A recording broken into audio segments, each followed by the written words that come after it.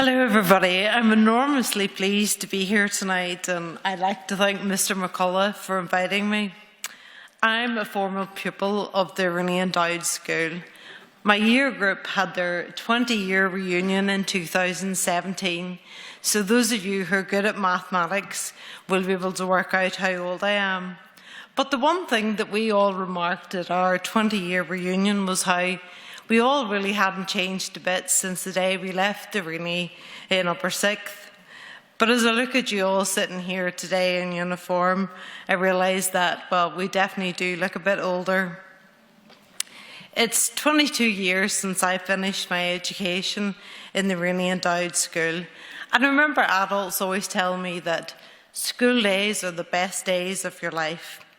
But I would say that I've enjoyed all the chapters of my life, but the Rainey really was a very special chapter. I made friendships at the Rainey that lasted long beyond my days here at the school, and they've been hugely important to me throughout my life. My time at the Rainey really gave me the building blocks to become the adult that I wanted to be. You really all should be very proud of yourselves for being here today and awarded a prize. I know your parents are probably hugely proud of you. When I was at the Rainey, I have to say that I never quite made it to prize day. I never won a prize. So tonight I'm delighted that my mum is able to attend as a guest. But I thought really long and hard about what would I say to you today. And I came to the conclusion that I wanted you to leave here today knowing that you can be whatever you want to be in your life. Now that sounds really like a big sweeping statement, but I believe each one of you sitting here today has whatever it takes to be whatever you want in life. You're already showing the qualities that what it takes to be what you want to be. Nothing in life just happens, and to attend a prize giving and to be awarded a prize means that you've worked really hard to get here today. Like you probably all get asked, when I was at school, everybody said, "Clodagh, what do you want to be when you grow up?" And from I was a young girl at primary school, I knew exactly what I wanted to be. I wanted to be a police officer. Now, I don't know if your parents do what my mum did, but she kept all her old school books in the attic. And recently she was clearing out the attic and she found an old primary 3 daughter of mine, and in pencil handwriting it said, "When I grow up, I'm going to be a policewoman." And here I am tonight, over 30 years from having written that, and I am what I wanted to be. I'm a policewoman. But my road to becoming a police officer wasn't straightforward as you might think. When I was upper sixth at the Rainey, I told my parents, I want to be a police officer. Now you can imagine what my parents said. My dad was horrified. Being a police officer isn't known to be the safest job in the world. So my dad said, "Clodagh, off to university and consider a safer career." So I did. I passed my A-levels and off I went to Queen's University, and I got a degree in history and politics. And then I graduated, supposedly growing up, and I got asked the old question, what do you want to be? And I knew what I wanted to be. I still wanted to be a police officer. So at 21, I applied to become a member of the Police Service of Northern Ireland. But at that time, the police service was transitioning from the RUC to the PSNI, and I wasn't the only person in the province who wanted to be part of a new beginning. So over 100,000 people applied for just 4,000 positions. So I applied and I got rejected. I applied a second time and I got rejected. I applied a third time and got rejected. And by this stage, everybody was saying, "Clodagh, give up. You're never going to get in. You need to think of a different career." But I really didn't care how many times I failed. I was determined, I believed in me, and I knew what I wanted to be. I was going to be a police officer. And at the age of 25, on my 7th application, I was successful and got to go to police college. The lessons really that I learned in my burning desire to be a police officer were: believe in yourself, don't fear failure, never give up, and if you want something, you must work hard. And those lessons that I learned in all my failures of applying were to prove vitally important to me 10 years later at the age of 35. In March 2015, I was a fit, active, frontline police officer in Strand Road. I loved life. I applied to join a specialist department within the Police Service of Northern Ireland, the Tactical Support Group, or what people may know as the Riot Squad. And I came second out of 700 applicants, most of them men. And I really was looking forward to, in the summer of 2015, starting my new role in the police service. And I was determined to keep up my fitness, running 4 miles every day. And I was really trying to get my 7-minute mile time down to 6 minutes. But 1 month later, in April 2015, life gave me a new challenge, one that I didn't apply for, one that I could never have expected. I had a brainstem stroke and suffered locked-in syndrome, and I found myself more helpless than a newborn baby. I woke in an intensive care ward. I was still Clodagh, but I had tubes coming to my mouth to breathe for me. I was being fed through a tube in my nose. Wires were coming from both my arms, and my body was gripped by terrible pain. But I couldn't scream out and I couldn't shout out for help. I was completely paralysed, and I could see and hear everything around me. Now, this wasn't as a result of a terrible accident on duty, as you might think. And a nurse looked at me when she saw I was awake and said to me, "Clodagh, you're in the Royal Victoria Hospital in Belfast, and you've had a stroke."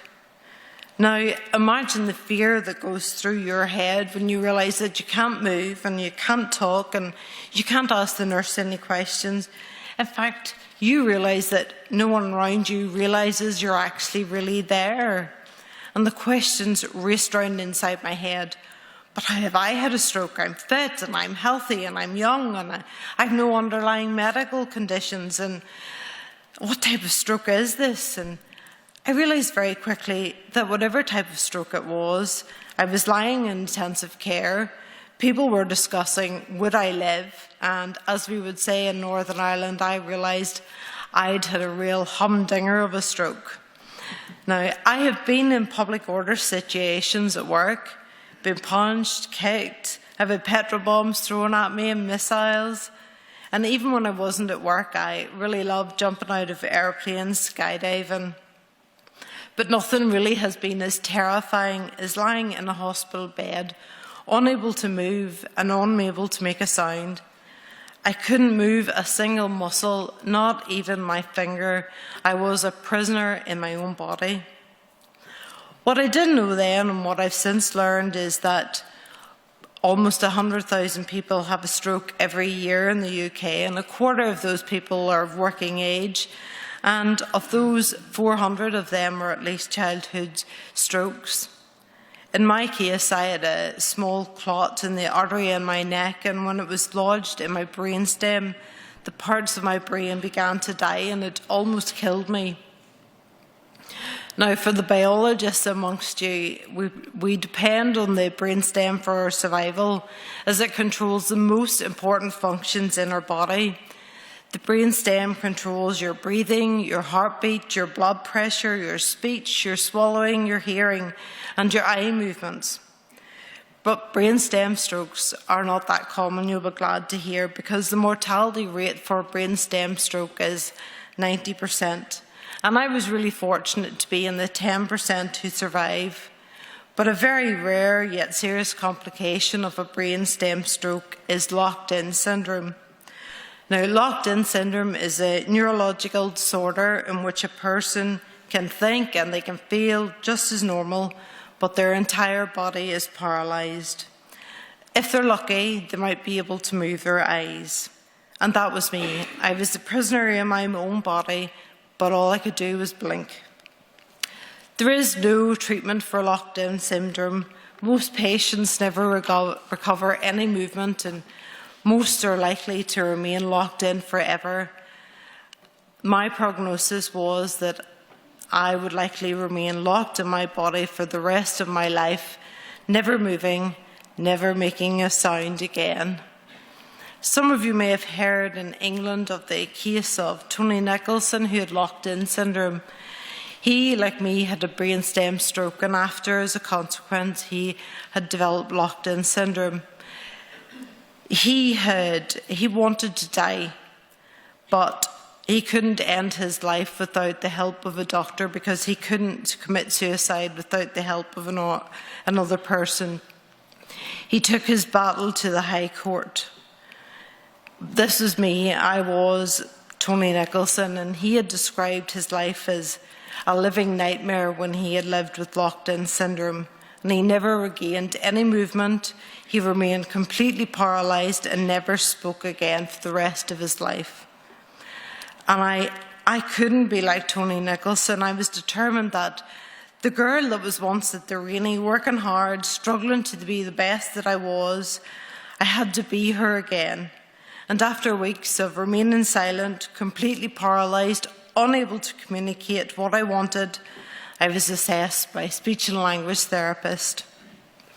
And she issued me with an electronic eye gaze spellboard, and I would spell out, using only my eyes to blink, that I would beat this illness. But I soon realised that I could spell out to my family and my friends every day that I was determined to beat this illness, but that was really just words that I had spelt out on a board, and somehow I had to show them that I physically was determined to beat this illness. Each day in hospital, I would be met by 5 physiotherapists, and my partner Adrian, who's sitting behind me, would join us. I would be hoisted from my hospital bed to a plinth where I would be held in a seated position. Every part of my body had to be supported by physiotherapists so we could get my brain to try and engage it with the rest of my body by putting me into a standing position. I would have a physiotherapist to support my head, as I had absolutely no head or neck control. And it really did shock me how heavy my head felt. It felt like a giant bowling ball on the top of my neck that if someone were to let it go, it would just snap. And I had another physiotherapist either side of me to support my trunk to make sure my hips were aligned. And behind the physiotherapist stood Adrian. And his one job was to ask me to blink, was I okay? And I was to blink yes or no. But this was my opportunity to show everyone how I was willing to fight this illness with everything I could muster. And as I stood, Adrian would ask me every day, "Are you okay?" And I always blinked yes. And after as little as 30 seconds, I would become faint. And Adrian kept asking me, "Clodagh, are you all right?" And I continued to blink until my eyes closed as I passed out from a drop in my blood pressure. This became my daily routine, being hoisted by 5 physiotherapists to try and restart my brain.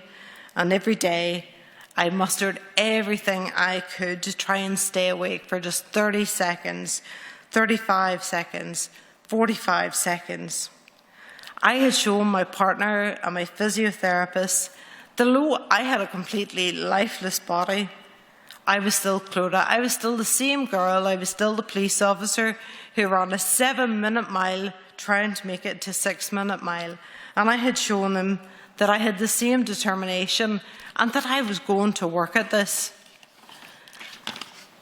After 6 weeks in Royal Victoria Hospital, I entered rehabilitation and I was assigned a caseworker.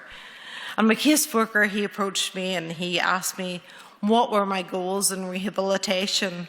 And I spelled out to him that I wanted to leave hospital walking and talking, not perfectly, but just enough for me to work on at home. And my caseworker looked at me in real pity and asked me, "Clodagh, has no one ever explained locked-in syndrome to you?" And he gently told me, "You'll never walk and you'll never talk again." And I spelled back to him, I will walk and I will talk and I will work at this. At the next family meeting, a psychologist addressed the meeting, and he told my family that he was worried about my mental health. He was worried that I was much too positive about my condition. But my partner, Adrian, he replied, you don't know, Clodagh. She'll work at this. She will be the best she can be. And I spelled out, I am not afraid of failure, and I am not setting a time limit on my success. Every day I set myself goals, and they had to be realistic. No longer were they, could I get a 7-minute mile down to a 6-minute mile? They had to be realistic, achievable targets for me in hospital, and they were simple things like I wanted to be able to scratch my nose, to brush my own hair, to feed myself, to swallow food. And I would spend hours and hours every day just trying to get my tongue to move and trying to make a sound. And when I first started to make sounds, I became known as Chewbacca because I sounded rather like the big furry creature in Star Wars. And people would tell me, Clodagh, you need to rest. But I knew I was never going to be able to walk or talk again unless I worked at it. And I realised that I was going to have to work harder at this than anything ever before in my life. And after 7.5 months in hospital, I was discharged, taking steps and talking, but both were far, far from perfect. But it was enough for me to work on at home. And I was issued an electric wheelchair when I got home because many doubted that I would ever walk again and that life would always be in a wheelchair. And few thought that I would ever return to work. But I was determined, and every day at home I would work for hours on my recovery. And within 18 months of having locked-in syndrome, I returned to the job that I love, serving the community as a police officer. And I'm very proud of the fact that I can say I'm the first person in the world to return to their job role after having been medically diagnosed with locked-in syndrome. But I returned to work with disabilities. As a result of the stroke, I do have right-sided weakness. Before the stroke, I had been right-side dominant, so I've had to learn to do everything again with my one functioning left arm. I've learned to drive an adapted car. I've even learned to write with my left hand. But I recognised that I wouldn't be able to perform my old uniformed front policing role, so I studied and I passed an exam that allowed me to become a detective in the police service. People often ask me, Clodagh, what do you do now?